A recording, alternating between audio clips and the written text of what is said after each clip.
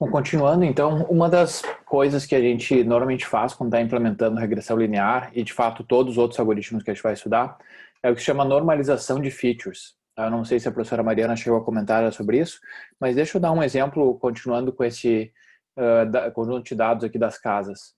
Se a gente olhar os atributos de uma casa, por exemplo, a área, o número de quartos, o número de andares, todos eles têm uma faixa de valores super diferentes. A área, por exemplo, está entre 0 e 2.000, o número de quartos está entre 0 e 10, por exemplo, o número de andares está entre 1 e 3, a idade da casa está entre 0 e 100, e o preço está entre 0 e, digamos, 1.000. Então, tem faixas de valores extremamente diferentes aqui para essas features, para esses atributos da casa. E a ideia de normalização de features é que a gente vai transformar todas as áreas, por exemplo, entre números entre 0 e 1, ou entre números entre menos 1 e mais 1, onde, por exemplo, a menor área de todas seria mapeada para 0 e a maior área de todas seria mapeada para 1, ou onde a menor área seria mapeada para menos 1 e a maior área seria mapeada para mais 1. Mesma coisa para os números de quartos, andares, todos esses atributos seriam transformados para um outro intervalo controlado entre 0 e 1. Então, todos os atributos estariam entre 0 e 1. Tá? É uma outra maneira de interpretar isso. Deixa eu explicar por que isso aqui é necessário, por que é vantajoso fazer isso no caso de regressão linear, e a mesma intuição vai funcionar para os outros algoritmos que a gente vai estudar. Tá? Mas só mostrando aqui, então, como é que a gente faria essa normalização da área, a gente poderia transformar, por exemplo, tudo entre 0 e 1. Então, se vocês olharem aqui, a maior área de todas, que é essa aqui, seria mapeada para o número 1, e a menor área seria mapeada para 0, e essas áreas aqui seriam mapeadas para o número entre 0 e 1. Tá? Seria isso aqui. A fórmula exata de como fazer isso eu já vou mostrar agora. Número de quartos poderia ser mapeado para entre 0 e 1 também. Então, o maior número de quartos seria 1, e o menor seria mapeado para 0, e depois números intermediários, números de andares, idade da casa, e o preço também seria normalizado entre 0 e 1. Tá? Pode ser entre 0 e 1, pode ser entre menos 1 e mais 1, de fato qualquer, desde que todos esses atributos aqui estejam no mesmo intervalo, é o suficiente. Tá? Não importa necessariamente, poderia ser entre 0 e 10, poderia ser entre menos 10 e mais 10, não importa, desde que seja o mesmo intervalo para tudo, ele resolve o problema que eu vou discutir agora. Por que a gente tem que fazer isso? Qual que é o problema que a gente está tentando resolver? Não é simplesmente para tudo ficar com os números bonitinhos aqui. Tem um problema matemático, caso essas coisas não estejam, esses atributos não estejam no mesmo intervalo de números. Vamos revisitar lá, pensar de novo naquela taxa de atualização alfa do gradiente descendente, tá? Então a gente tinha, por exemplo, uma hipótese que era a mais simples possível, que era θ0 mais θ1x, e a gente tinha lá o valor atual, a gente fixava o θ1 e dizia o que eu posso fazer com o θ0 para tentar diminuir a função de erro, função j. Aí a gente fazia um gráfico, assim, hipoteticamente, né, a gente poderia fazer um gráfico pensando aqui nos possíveis valores de θ0 e veria que, bom, nesse caso aqui, a derivada da função é negativa, porque a função está caindo, está diminuindo. Como a derivada é negativa, isso indica que eu tenho que fazer o θ0 ser mais positivo, eu tenho que aumentar o θ0. De fato, se eu aumentar o θ0, o j diminui. Aí o que a gente fez foi mostrar o seguinte, lá eu mostrei um exemplo específico onde eu mostrei que a derivada nesse ponto específico da curva era menos 15, que é o que a gente acha mesmo, né? É negativa. E aí a gente pensou, bom, qual valor de alfa a gente usa? Aí a gente teve toda aquela discussão, se o alfa é muito pequeno, tu dá um passo muito pequenininho, mas tu converge para o lugar certo. Se o alfa é muito grande, tu pode dar um passo muito grande. E aí eu até mostrei no código rodando que se o alfa é muito grande, os tetas ficam oscilando loucamente, o algoritmo explode. Então, vamos só se lembrar, num exemplo que eu tinha mostrado desse caso específico, a gente tinha usado o alfa 0,1 e tinha funcionado, né? Usando o alfa 0,1 e essa equação de atualização com esse valor da derivada, o novo valor de θ0 passaria de 52 para 53,5, que corresponde a dar esse passo aqui, tá? Então, esse valor de alfa, beleza, funcionou direitinho, conseguiu atualizar o θ0 para algo razoável. E aí a gente mostrou, mas e se o alfa for 0,5? Aí a gente mostrou que usando essa mesma fórmula, ele mudaria de 52 para 59, que corresponde a atualizar ele desse ponto aqui para o 59 lá do outro lado. Ou seja, eu fui na direção certa, que é para a direção positiva, mas fui demais. Passou, na verdade, desse ponto de mínimo que eu queria encontrar, que é o problema do overshooting, né? Então, a gente poderia concluir o seguinte, incorretamente concluir o seguinte, o 0,1 funcionou, então eu vou usar o alfa 0,1 quando eu for atualizar o parâmetro θ0, vou usar alfa 0,1 quando for atualizar o parâmetro θ1, o alfa 0,1 quando for atualizar o parâmetro θ2. Todos os tetas eu vou atualizar usando alfa 0,1 e vai dar certo. E na verdade não vai, pode ser que não dê certo, tá? Pode ser que 0,1 funcione para atualizar o primeiro parâmetro, o primeiro peso θ0. Pode ser que para atualizar o θ1, esse alfa seja grande demais. E eu vou mostrar por que isso acontece. Tá? Digamos aqui ó, que eu esteja olhando, então nesse gráfico eu tenho os possíveis valores de θ0 e a função de custo, e aqui eu tenho os possíveis valores de θ1 e a função de custo. Vamos fazer o seguinte, vamos pegar e atualizar tanto o θ, aqui, a derivada aqui é negativa, né? Menos 15, digamos. Vamos atualizar o θ0 usando essa formulazinha e alfa 0,1, que é o que funcionou, e vamos atualizar também o θ1 usando o alfa 0,1 para ver o que acontece. Bom, só para vocês verem aqui, eu já calculei essas derivadas. A derivada aqui é menos 15, faz sentido, porque a função está decaindo. E a derivada aqui, ó, em relação ao θ1, é mais 14, porque a função está subindo. Beleza, tudo faz sentido. Então, se a derivada é negativa, quer dizer que eu tenho que aumentar o θ0. Se aqui a derivada é positiva, quer dizer que eu tenho que diminuir o θ1. Tá certo também, tá? Vamos usar alfa 0,1 para fazer essas atualizações. Aqui, o alfa seria atualizado de 0,52 de 52 para 53, que faz sentido, ó, de 52 para 53, é uma atualização válida. E aqui, usando o mesmo alfa de 0,1, o θ1 seria atualizado de 14 para menos 2. Aliás, desculpa, seria atualizado de menos 1, que é o valor atual, para menos 2,4, que corresponde a vir do menos 1 para o menos 2,4. Então, percebam o que aconteceu aqui. Eu calculei a derivada em relação ao θ0, calculei a derivada em relação ao θ1, e vou agora usar aqui nessa minha regra de atualização para mudar o θ0, vai ser atualizado de 52 para 53, ó, 52 para 53, beleza? E o θ1 vai ser atualizado de menos 1 para menos 2. Então, isso usando a taxa de atualização igual para os dois, tá? Que é 0,1. Ou seja, o que funcionou de alfa 0,1 para atualizar esse parâmetro θ0, o 0,1 foi ok, mas o 0,1 foi grande demais para atualizar o θ1. Talvez aqui eu deveria ter usado 0,01 ou 0,0005, sei lá, alguma coisa menor. Mas então aí parece, pô, como é que eu vou saber isso? Eu tenho que achar um valor de alfa para cada θ diferente? E a resposta é que não, tá? Até tu pode fazer isso se tu quiser, mas tu não precisa. Por que aconteceu aqui de que o 0,1 foi um parâmetro ok para atualizar o θ0, mas o 0,1 foi grande demais quando eu estava atualizando o θ1? E o que está mudando de um gráfico desses para o outro? Vocês conseguem ver uma diferença significativa? Uma coisa que está mudando bastante aqui é que, por que esses alfas não estão funcionando? É que os valores de θ0 e os valores de θ1 estão em faixas muito distintas. Os θ0 estão entre 50 e 60, digamos, e o θ1 está entre menos 13 e 0. Eu tenho 3 unidades de tamanho aqui nesse eixo e eu tenho, sei lá, 10 unidades de tamanho aqui. São faixas muito distintas.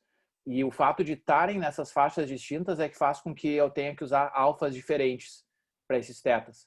Tá? Então, como que a gente pode resolver para que esses tetas não tenham essas faixas de valores tão diferentes que resultam em a gente ter que ter alfas específicos para o θ0 e um alfa diferente para o θ1 e um alfa diferente para o θ2?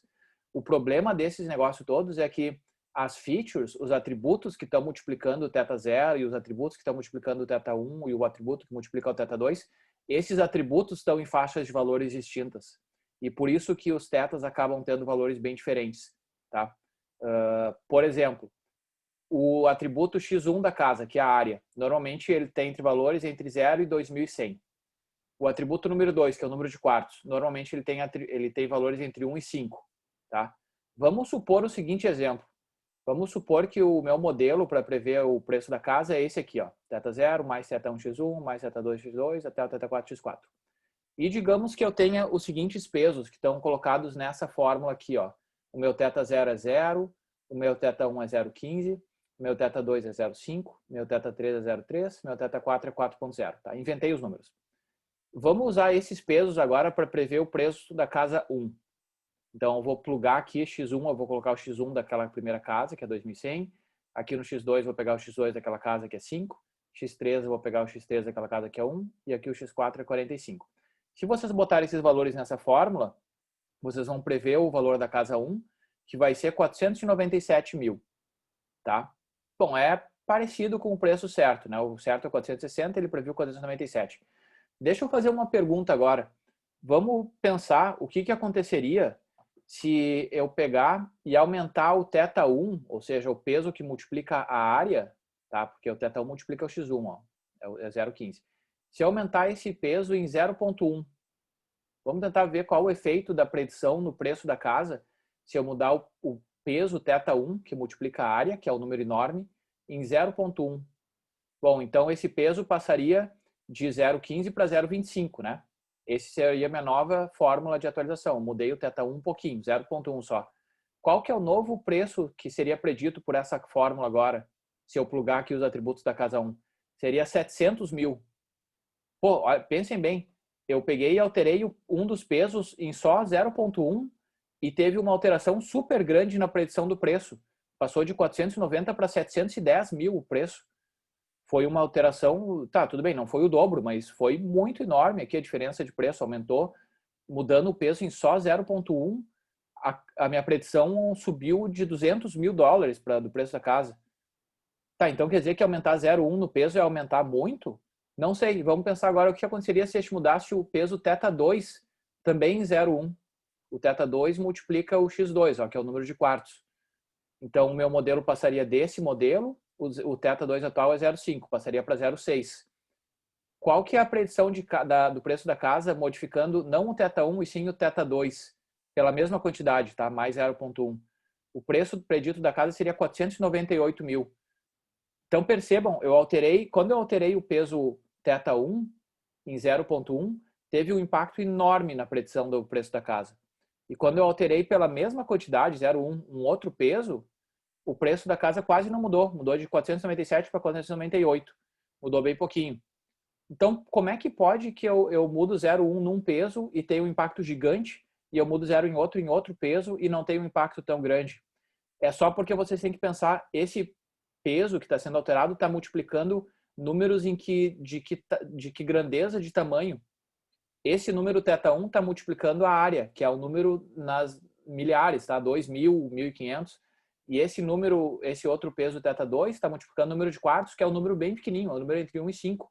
Então, é claro que se eu mudo esse peso, mesmo que eu mude um pouquinho, ele está multiplicando uns valores tão enormes como os da área, que mudar 0,1 esse peso tem um impacto muito grande na predição da casa. E mudar esse outro peso, que multiplica um número que é bem pequenininho, tudo bem, eu posso até dobrar o peso se eu quiser, como ele está multiplicado por um número bem pequeno, vai ter um impacto bem pequeno no preço da casa. Então, vocês podem ver que o fato de que a área envolve números enormes faz com que esse peso não possa ser mudado muito. Se eu mudar muito esse peso θ1, como ele está multiplicando a área, que é um número enorme, eu acabo mudando muito o preço da casa. Então, quando eu for mudar esse peso θ1, eu tenho que mudar ele bem pouquinho. Não posso mudar, eu tenho que mudar talvez ele com o alfa aqui, que vai mudar me dizer como que eu mudo o θ1, talvez tenha que ser 0,00001. O alfa que eu uso para atualizar o θ2, bom, eu já vi que o preço da casa não é tão sensível ao θ2, então talvez eu pudesse usar um alfa maior aqui, talvez ele pudesse ser alfa 0,75. Mas eu justamente não quero ter que escolher esses alfas separadamente. Então na maneira de resolver isso vai ser justamente evitar esse problema de que a área tem uns números super grandes, que um dos atributos tem números super grandes, e esse segundo atributo, número de quartos, tem números bem pequenininhos. Eu quero deixar todos os atributos na mesma faixa de valor, porque aí o impacto de eu mudar o θ1 no preço da casa vai ser mais ou menos o mesmo de eu mudar o θ2. Eu mudar o θ1 em, digamos, 25% para mais, vai mudar o preço da casa de forma parecida com eu mudar o θ2 25% para mais. Tá? Não vai ter mais essa distinção tão grande quanto a gente está observando aqui. Então, de fato, a gente pode ver que porque os valores do atributo 1 têm uma faixa de valores muito distintas da faixa de valores do atributo x2, acho que acabaria a maneira de resolver isso teria que ser mudando o θ1 bem pouquinho e mudando o θ2 talvez um pouco mais, ou seja, usando taxas de aprendizado diferentes para cada um. Então, o que a gente vai ter que fazer para evitar esse problema de que alterações num peso alteram drasticamente uma função para alguns pesos, mas não alteram tanto a função para outros, o que a gente vai fazer é normalizar as features, para fazer com que todas elas estejam na mesma faixa de valores, no mesmo intervalo. Então, como eu mencionei antes, tipicamente intervalo entre 0 e 1, ou intervalo entre menos 1 e mais 1. E as fórmulas que a gente usa para fazer a normalização é, por exemplo, assim, eu quero fazer a normalização do atributo da área. Como é que eu vou fazer? Essencialmente, tá? É isso que essas fórmulas estão dizendo, mas basicamente eu vou pegar e vou ver qual é a maior área dentre todas, ver qual é a menor área dentre todas, e aí, então esse max i é a maior área, é o maior valor do atributo i. Tá? Então, o atributo 1, por exemplo, área. Tá? Então, eu vou ver qual é a maior área e a menor área. E aí, quando eu quiser transformar, por exemplo, esse valor, como é que eu vou fazer isso? Eu vou fazer, por exemplo, aqui o 1410. Como é que eu faço a normalização dele para ser entre o 0 e 1, depois que eu identifiquei que a maior área é 2100 e que a menor área é 850? Eu vou pegar e o novo valor aqui vai ser 1410 menos o min, que é 850, dividido pelo maior, que é 2100, menos o menor, que é 850. Esse número vai ser mapeado para 0,448. Tá? E vocês podem fazer a mesma coisa para os outros. Como é que eu transformo esse número aqui para um número entre 0 e 1? Vai ser 850 menos o min, que é 850, dá 0, dividido por 2100 dividido por 850, vai dar 0. Então, esse menor aqui é mapeado para 0, que é o que eu esperava. Tá? E assim por diante. Então, se vocês pegarem e botarem o 2100 aqui, vocês vão ver que vai dar 1 e assim por diante. Tá? E se eu quiser mapear para entre menos 1 e mais 1? A ideia é bem parecida. Eu vou ver qual é a maior área e qual é a menor área, que é o max e o min. E aí eu vou calcular a mesma coisa que eu estava calculando antes, tá? Que era essa fórmula aqui. Ó, isso aqui é a mesma coisa que está aqui. É um número entre 0 e 1. Mas como é que eu vou transformar para entre esse número que está entre 0 e 1 para o número entre menos 1 e mais 1?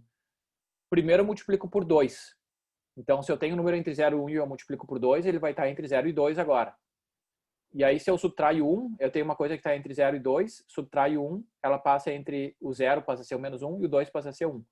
Então, é essa outra forma. Deixa eu mostrar um exemplo aqui. Se eu quiser mapear essa área para o número entre menos 1 e mais 1, depois que eu identifiquei que o max é 2,100 e que o min é 850, vai ser 2 vezes o valor aqui, 1440 menos o min, dividido pelo max menos o min, menos 1. Se vocês fizerem esse cálculo, vai dar menos 0,1. Tá? Então, esse menor número vai ser mapeado para menos 1, esse maior número vai ser mapeado para mais 1, e esses números vão estar entre menos 1 e mais 1, usando essa outra maneira de normalização. Qual vocês usam não faz muita diferença na prática, vocês podem normalizar tudo para entre 0 e 1, ou entre menos 1 mais 1, ou entre menos 10 e mais 10, desde que todos os atributos, área, número de quartos, todas as features aqui da casa estejam no mesmo intervalo, já é o suficiente para a normalização funcionar. E para evitar esse problema de que talvez eu precisasse ter um alfa bem pequenininho para atualizar o θ0, um alfa um pouquinho maior para atualizar o θ1. Se todos os atributos estão normalizados, normalmente tu pode usar o mesmo alfa para todos os θs e tende a funcionar. Tá? Então a normalização é extremamente importante. Normalmente vai ser o primeiro passo nos tratamentos de dados, antes de aplicar esses algoritmos, vai ser normalizar o teu conjunto de treinamento. Todas as áreas vão estar normalizadas entre 0 e 1, o número de quartos vai estar normalizado entre 0 e 1, ou menos 1 e mais 1. Os preços vão estar normalizados entre 0 e 1, ou menos 1 e mais 1. E só depois que tu normaliza tudo é que tu começa a rodar o processo de treinamento. Tá? Eu não posso enfatizar o suficiente isso. A normalização é absurdamente importante. Se vocês não normalizam as features, é um dos casos mais comuns de vocês tentarem rodar um algoritmo e ele não funcionar. Tá? Então, normalizem as features sempre. Então, como é que funciona agora o nosso método de regressão linear, incorporando essa ideia da normalização? Antes eu tinha lá, né, um while true, que primeiro calcula todos os k gradientes dos k pesos, né, θ1 até θk. Depois que eu tenho todos os gradientes, eu uso eles para atualizar os meus pesos todos, do θ1 até o θk. Eu tenho a minha condição de parada. Se a minha função de erro não diminuiu o suficiente, eu paro. Agora eu só tenho um passo a mais, que é antes de eu começar esse processo todo, eu vou normalizar todas as minhas variáveis de entrada x, ou seja, todo o atributo 1 vou normalizar ele, o atributo 2 vou normalizar, o atributo 3 vou normalizar, normalizo tudo, normalizo os valores de saída também, os preços vão estar entre 0 e 1, e aí depois que estiver tudo normalizado, eu começo a rodar o algoritmo de aprendizado. Tá? Então, essa aqui agora sim é a versão final, digamos, de como que a gente faz regressão linear para o caso onde as instâncias, por exemplo, casas, podem ser descritas por vários atributos, não apenas um.